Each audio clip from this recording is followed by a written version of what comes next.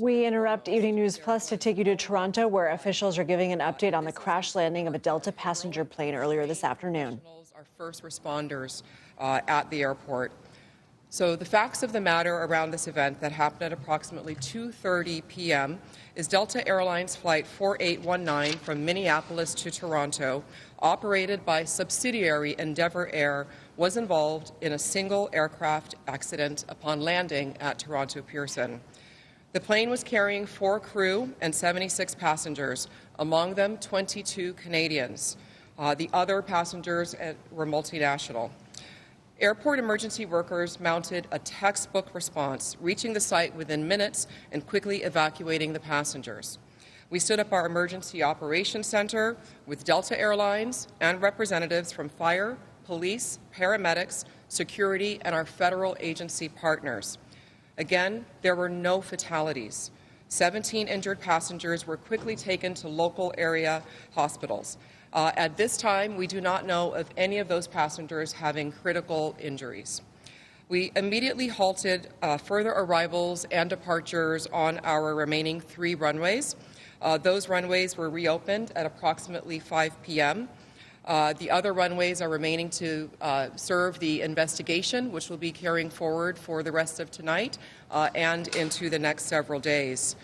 These 2 runways will remain closed while the investigation takes place. Again, we are very grateful that there was no loss of life and relatively minor injuries. We are very focused on the care and the concern of the passengers and the crew, some of whom have already been reunified with their friends and their families. Others we have in a comfortable place right here at the airport in an environment where they're getting a lot of care and support from my staff.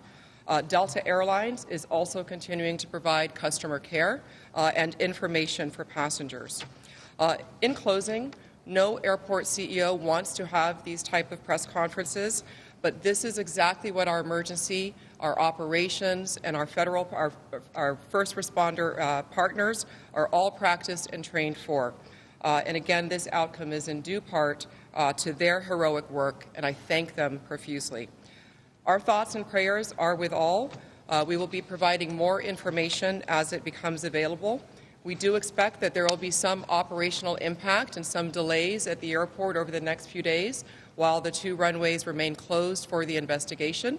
And we will be sharing information periodically. For those traveling, continue to look at our website and be in touch with your respective carrier as well. Thank you for your time today.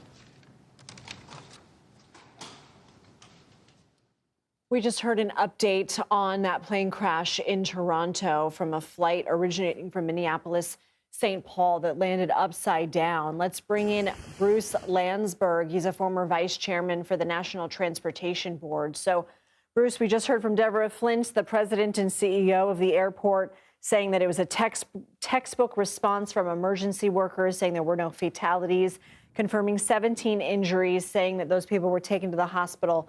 She said they don't know of any having critical injuries. We did hear from a local paramedic company that had reported 1 child and 2 adults in critical condition. We will work to get an update on that. But do you agree that this was a textbook response from emergency workers?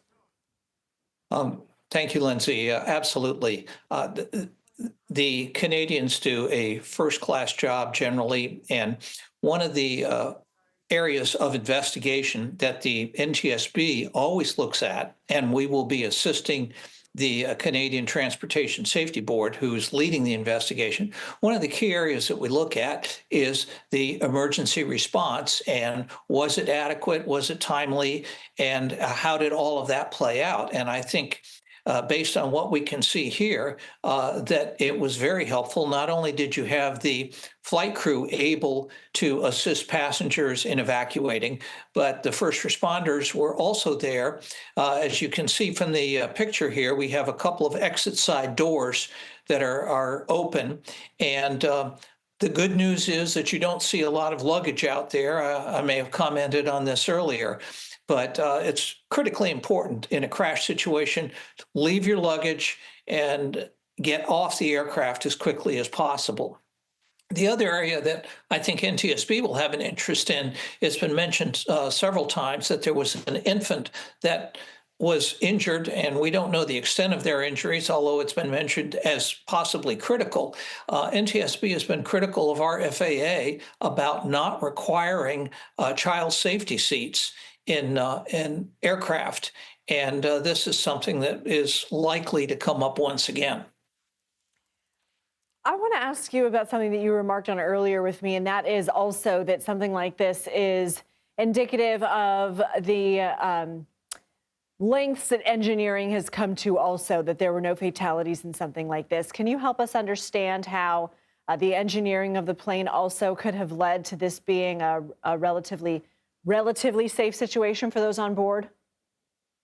Well, if you look at the fuselage, it has remained remarkably intact. And one of the benefits that we will have in studying this crash is we have all of the flight data and cockpit voice recorders and possibly some security camera video, which will show pretty clearly the crash dynamics. And the fact that the fuselage held together, it was just essential for preventing much injury.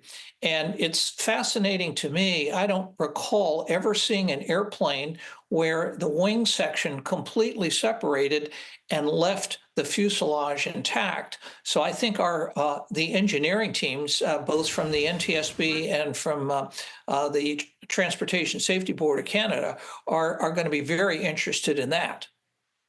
Bruce Landsberg, thank you.